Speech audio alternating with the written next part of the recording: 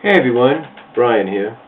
Now, as you have probably noticed here on the YT, there's been a lot of people that review games, and like I've been doing, talking about them, and some have been the modern games, like from the 360s, the PS3s, the PS2s, and things like that.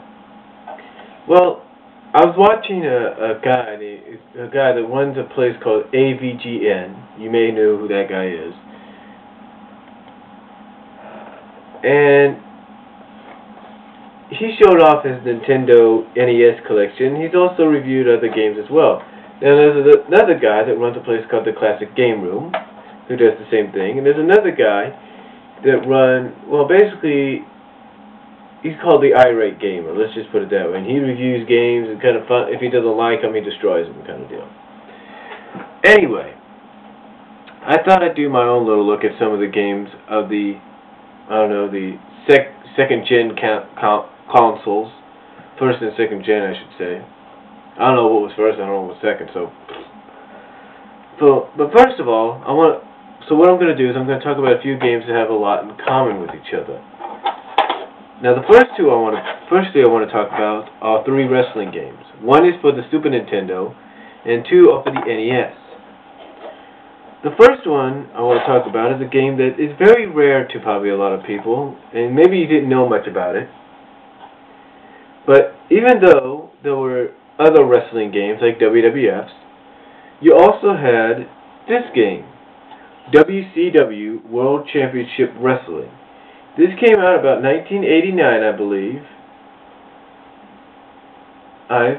In 1989, and I guess it's a pretty good game. You know, it's not on the same par as the WWF games were, but it was a pretty good, decent game. The graphics are less to be desired, but it's a decent game if you want to change of pace in the NES wrestling game. So this would be a good choice for you.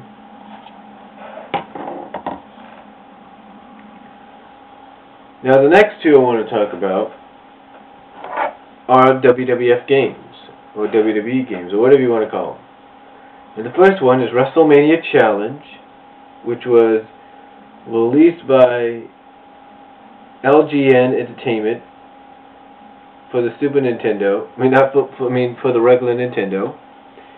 Pretty good game, pretty decent game, better than WCW's, I'll give you that. So I advise you, if you want to find it somewhere, to check it out. And then, of course, we've got the Super Nintendo WrestleMania, the arcade game. In other words, this is the game you played in the arcade. Now, unlike a certain other arcade game that got transferred and ported onto a Nintendo system, this one actually is pretty good. It lives up to the graphics. The music, not that good, but it's actually pretty decent. It's got a lot of challenges on there, like if you want to go to a WWF title, you got to go through certain people. Kind of like what you see now in SmackDown versus Raw games. So this is kind of like a prelude to them. But if you have a Super Nintendo and you want to check this game out, I'd suggest go to a game store somewhere that sells these kind of games still and get it. Now the next 3 I want to talk about are Disney games. Now Disney had a partnership, as we all know at the time, with Capcom. But now they do their own game. And when they had the partnerships with Capcom, they released a lot of video games based on many of the characters in some of the Disney afternoon shows. For example, one of the most popular games that they had released was Chip 'n Dale Rescue Rangers.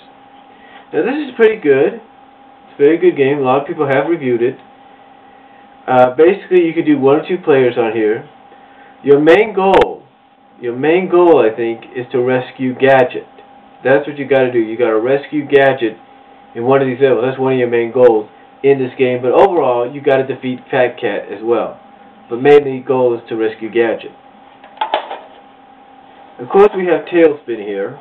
And this is kind of like a roll-scrolling game where you in the plane, you're shooting at everything. You're trying to get to the end, I guess. I haven't really played it that much.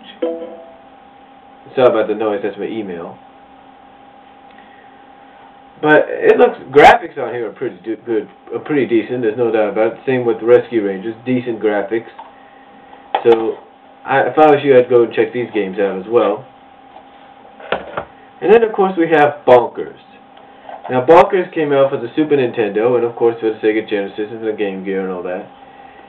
And your main goal in here is to recover 3 missing items: the Sorcerer's Hat, the Little Mermaid's voice, Ariel's voice, and the Genie from Aladdin, his lamp.